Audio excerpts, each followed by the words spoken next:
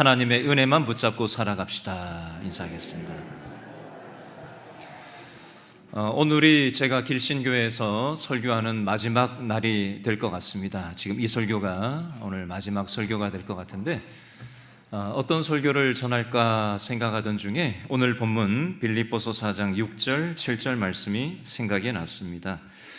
제가 신방을 가서 또 여러 차례 이 본문을 가지고 말씀드린 적이 있지만 그럼에도 불구하고 이 말씀을 우리 성도들과 나누고 싶은 마음에 반복될 수 있지만 이 말씀을 오늘 전하려고 합니다. 자, 빌립보서 4장 7절 말씀 제일 끝에 보니까 너희 무엇과 무엇을 마음과 생각을 지키시리라 이렇게 되어 있는데요. 제가 여러분에게 질문을 하나 해보겠습니다. 여러분 가정생활을 하고 직장생활을 하고 교회생활을 하다 보면 내 마음 관리가 항상 잘 되십니까? 아니면 마음이 관리가 잘 안 되실 때도 있으십니까? 마음이 잘 관리가 안 될 때도 왕왕 있습니다. 그렇죠? 그리고 우리의 생각이라는 것이 또 잘 지켜지지 못하고 생각이 무너지기도 하고 또 생각이 망가지기도 하고 생각이 길을 헤매일 때도 있는 게 사실입니다. 이게 죄 많은 인생들이 가지고 있는 죄 DNA가 우리 속에 있기 때문에 우리는 불완전한 존재이고 우리의 마음과 생각을 우리는 스스로의 힘으로는 잘 지키지 못할 때가 많아요. 마음이 무너지고 생각이 무너지면 힘들어지죠. 혹시 지금 이런 일을 겪고 있으신 분들이 있으실 겁니다. 그러면 마음과 생각을 내 스스로 지킬 수 없을 때 어떻게 해야 되는가? 오늘 말씀을 붙잡아야 돼요. 자, 빌립보 4장 6절 7절 마음과 생각을 지킬 수 없는 사람들에게 주시는 오늘의 말씀이 되겠습니다. 시작. 아무것도 염려하지 말고 다만 모든 일에 기도와 간구로 너희 구할 것을 감사함으로 하나님께 아뢰라. 그리하면 모든 지각에 뛰어난 하나님의 평강이 그리스도 예수 안에서 너희 마음과 생각을 어떻게 해주시겠다? 지켜주시겠다. 하나님이 마음과 생각을 대신 지켜주신다는 내용이에요. 그러면 우리는 아무것도 안 하고 가만히 있으면 그냥 하나님이 우리의 마음과 생각을 지켜주시느냐? 그건 아니에요. 그러면 어떻게 해야 되느냐? 우리가 해야 될 몫이 있어요. 그게 뭐라고 돼 있죠? 6절에 아무것도 뭘 하지 말아라? 염려하지 말아라. 한글 성경에는 그냥 말고라고 번역되어 있는데 원어의 의미를 살려서 제가 표현을 한다면 아무것도 염려하지 말아라 라고 하는 명령형으로 원어에는 기록이 되어져 있습니다. 하나님이 저와 여러분에게 말씀하십니다. 네 마음과 네 생각을 스스로 관리할 수가 없냐? 그러면 아무것도 염려하지 말아라. 그 대신에라는 말도 생략되어 있어요. 그 대신에 모든 일에 기도, 첫 번째 기도, 두 번째 간구, 세 번째 너희 구할 것을 감사함으로 하나님께 뭐 하라고요? 아뢰라. 기도, 간구, 아뢰는 것 한마디로 얘기하면 뭐 하라는 얘기예요? 기도하라는 얘기예요. 다시 정리하면 6절을 우리의 마음과 생각이 무너졌을 때 하나님이 우리에게 말씀하십니다. 아무것도 염려하지 말아라. 그 대신에 나에게 기도해라. 7절 그리하면 어떻게 하면요? 염려 대신에 기도하면 그리하면 모든 지각에 뛰어난 하나님의 무엇이? 평강이 그리스도 예수 안에서 너희 마음하고 생각을 어떻게 해주시겠다? 지켜주신다라는 뜻입니다. 내가 못 지키니까 하나님이 내 마음 대신 지켜주겠대요. 내가 내 생각 못 지키니까 하나님이 대신 내 생각을 지켜주시겠다는 약속이에요. 우리의 몫이 뭐라고요? 걱정하지 말고 기도하라는 거예요. 하나님께 맡기고 기도할 때 하나님께서 우리의 마음과 생각과 인생을 지켜주신다는 약속의 말씀의 원리가 여기에 있습니다. 여기까지는 원리를 말씀드렸고요. 제가 세 가지를 말씀을 더 드릴 겁니다. 첫 번째는 신문 기사 봤던 내용을 얘기할 거예요. 이 내용과 관련해서 제가 한 10수년 전에 신문을 보는데 포항 앞바다에서 해외에서 온 무역선이 풍랑 때문에 넘어갔다라는 뉴스가 나온 기사를 제가 타이틀 기사를 보고 이제 쭉 내용을 읽기 시작했어요. 무슨 내용이냐면요. 여러분 우리나라에 여러 항구가 있잖아요. 그렇죠? 항구가 있으면 바닷가에 가보면 뭐가 있어요? 방파제라는 게 있어요. 방파제. 풍랑이 일고 뭐 이렇게 파도가 치고 그러면은 이게 막 물결이 막 1m 이상 막 2m, 3m, 막 4m 막 이렇게 막 쳐오르면 이 묶어놨던 배가 위험하거든요. 그래서 그것을 물결을 다스리기 위해서 안전하게 하기 위해서 방파제라는 것을 쳐놓고 방파제 안에 태풍이 나면은 배를 그 안쪽으로 보호하기 위해서 이동시키는 것을 여러분 태풍 올 때마다 뉴스 기상캐스터가 나가서 얘기할 때 그런 거 많이 보셨을 거예요. 그렇죠? 그래도 막 배가 넘실대잖아요. 물결 때문에. 그런데 그 뉴스에는 어떤 뉴스가 나왔냐면 다른 나라의 외국 선박이 우리나라를 경유해서 또 다른 나라로 이제 무역을 하는 그런 배였는데 방파제 안쪽에 세워놓으면 돈을 내야 되니까 방파제 바깥에다가 돈 안 내고 세우려고 거기다가 세웠는데 그걸 저는 몰랐는데 그걸 묘박이라고 부른다고 하더라고요. 묘박. 신문에 그렇게 써놨어요. 묘박. 묘박. 돈 안 내려고 방파제 밖에 세워놓은 걸 묘박이라고 하는구나. 정박은 뭐냐면 방파제 안쪽에 돈을 내고 안전하게 배를 대놓는 거죠. 그날 외국 선박이 방파제 바깥에 돈 안 내려고 세우려고 묘박을 하고 있는 중에 이제 풍랑이 일어서 그 배가 뒤집어진 거예요. 돈 아끼려고 하다가 위험에 처하게 된 거였습니다. 제가 그 뉴스 기사를 쭉 읽으면서 깨닫게 된 원리가 하나 있어요.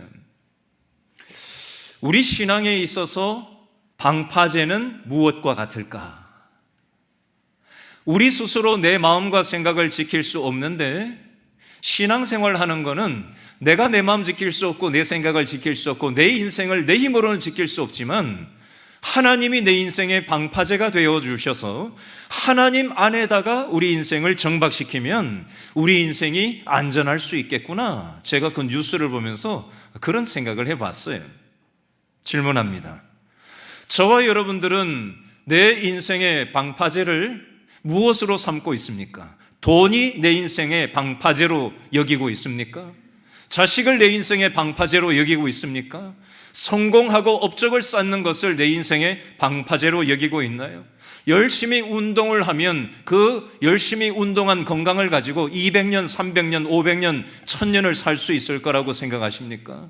그것은 영원한 안전장치요 방파제가 될 수 없다라는 것입니다. 그러므로 우리의 삶을 방파제이신 하나님께 정박시킬 때 우리의 인생이 보호받을 수 있다라는 사실을 여러분 기억할 수 있기를 바랍니다. 두 가지 예화를 들고 말씀을 맺으려고 합니다. 첫 번째는 지난번 교회에 제가 부목사로 안산에 있었을 때 30대 중반쯤 되는 여집사가 전화가 왔어요. 목사님, 저희 시아버지가 지금 암 수술을 받으시는데 이 암 수술을 받고 돌아가실 수도 있다라고 의사가 얘기를 했습니다. 수술 동의서를 받잖아요. 수술 전에. 그러니까 위험한 수술이고 암이 많이 신전돼서 이게 아무도 장담을 할 수 없다라고 얘기를 했다는 거예요. 수술 동의서를 써놓고 이제 오늘 내일 이제 수술을 하는데 목사님, 우리 시아버지 목사님 잘 아시잖아요. 그 시아버지가 어떤 시아버지냐면요, 알코올 중독에 빠져 있는 시아버지예요. 교회는 당연히 안 다니고요. 이 30대 중반의 젊은 내외는 두 사람끼리는 어릴 때 초등학교 동창이에요. 그래서 너무 서로를 잘 알고 너무 재미나게 자기들끼리는 문제가 없는 그런 부부예요. 그런데 이 부부가 항상 싸우는 것이 있는데 그게 항상 시아버지 때문인 거예요. 근데 그 시아버지가 이제 수술을 앞두고 있는데 그 시아버지가 돌아가실 수도 있는 상황이니까 목사님 꼭 좀 오셔서 이 시아버지한테 복음을 전해주시면 좋겠어요. 기도 좀 해주시면 좋겠어요. 이렇게 연락이 온 거예요. 수원 아주대 대학병원에 제가 수술을 앞두고 있는 이 시아버지를 찾아갔더니 이제 아들하고 자식들하고 손자, 손녀들까지 한 10여 명이 모여 있어요.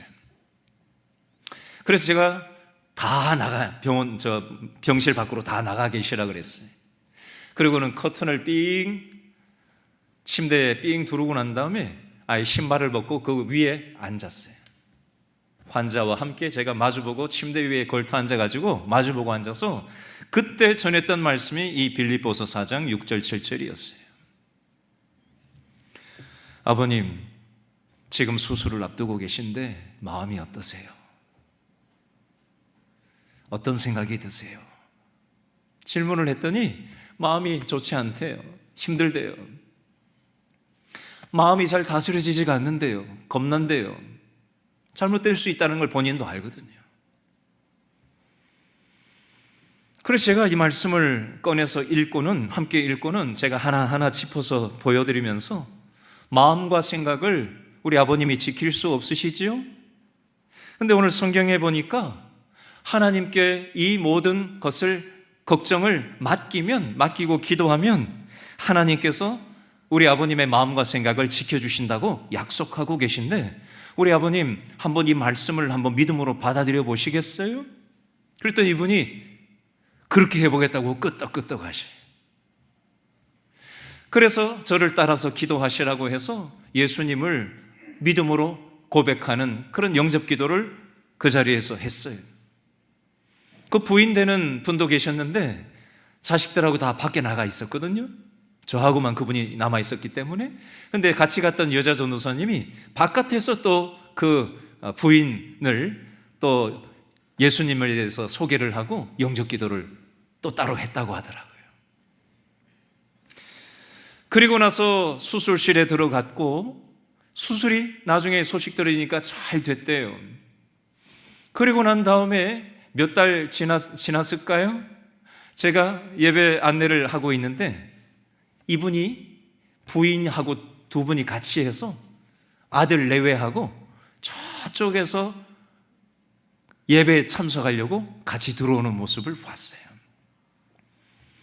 그러고는 그 다음 주에도 오고 또 그 다음 주에도 오고 매주 안 빠지고 그렇게 예배 참석하시는 분으로 바뀌었어요. 알코올 중독으로 살았던 분이에요. 그리고 몇 년이 지나서 제가 길거리에서 그 아버님을 만났던 적이 있어요. 근데 얼굴이 옛날에는 술을 맨날 먹었기 때문에 얼굴이 뻘갰거든요. 까먹고 뻘갰거든요. 근데 얼굴이 하얗게 바뀌었어요. 술을 완전히 안 드시는지는 모르겠는데 예배를 드릴 일이 있으면 본인이 예배를 인도하는 사람으로 바뀐 거예요. 그 알코올 중독자였던 분이. 제가 그 모습을 보면서 하나님께서는 우리의 마음과 생각을 우리 스스로 다스릴 수 없을 때 우리의 인생의 문제를 하나님 앞에 걱정하지 말고 맡기면, 기도하면 하나님께서 우리 마음의 보초를 써주시고 우리의 생각의 보초를 써주시고 우리의 인생을 지켜주신다라는 것을 그분의 모습을 통해서 깨달을 수 있었어요. 또 하나, 두 번째 예를 드리고 말씀을 맺으려고 해요. 어떤 여자 집사님을 제가 교구 목사였을 때 처음 만났어요. 예배 마치고 처음 만났는데 그분이 저한테 이런 얘기를 합니다. 목사님, 제 입에 칼이 있습니다. 이렇게 표현했어요. 십몇 년 전에 했던 얘기 아직도 저는 잊을 수가 없어요. 제 입에 칼이 있습니다. 제가 깜짝 놀랐어요. 처음 보는 사람인데 본인의 입에 칼이 있대요. 이게 무슨 소린가? 앞뒤 전후 문맥도 없이 그냥 그 말만 딱 했거든요. 나중에 이분의 집에 가서 신방을 하는데 이분이 그 말을 한 이유에 대해서 앞뒤 전후 문맥을 설명을 하는 거예요. 무엇 때문이었냐면요, 남편이 바람을 피운대요. 한 번이 아니었대요. 그리고 지금도 진행 중이래요. 그러니 내 입에 칼이 있다라는 말이 그것 때문이었더라고요. 얼마 뒤에 이분이 저에게 찾아와서 자신의 큰아들이 결혼을 한다라고 알려왔어요. 그런데 이 큰아들 결혼하려고 하는 그 대상 여인이 누구냐면 자신의 아들과의 사이에서 딸을 낳은 사람이 아니라 총각인 자신의 아들이 아닌 또 다른 남자를 통해서 딸 아이를 낳는 여인을 이 총각인 이분의 큰 아들이 만났는데 결혼을 하겠다고 얘기를 해왔다는 거예요. 여러분이 이 입장이라면 어떠시겠어요? 그 마음이 간수가 되시겠어요? 생각이 잡히겠냐고요. 이분이 기도를 참 많이 하시는 분인데 그분이 그 결혼을 승낙을 했습니다. 그리고 결혼을 했고요. 얼마 뒤에 결혼을 하고 난 다음에 제가 예배당 앞에서 안내를 하고 있는데 그 바람을 피운다는 그 남편이 자기 손녀도 친손녀도 아닌 그 며느리가 다른 남자를 통해서 얻은 그 손녀를 품에 안고 너무나도 사랑스러운 눈빛으로 꼭 껴안은 채 그 아이를 안고 해맑게 부인 집사와 함께 예배에 참여하면서 그 아들 외에도 함께 예배에 참여하러 오는 모습을 제가 안내서면서 봤어요. 그 남편 교회 안 나오던 남편이거든요. 그 아들도 교회 안 나오던 아들이거든요. 그 며느리도 교회 안 나오던 사람이에요. 어떤 생각이 드시나요? 참 하나님이 하시는 일이 우리의 생각과는 참 다르다.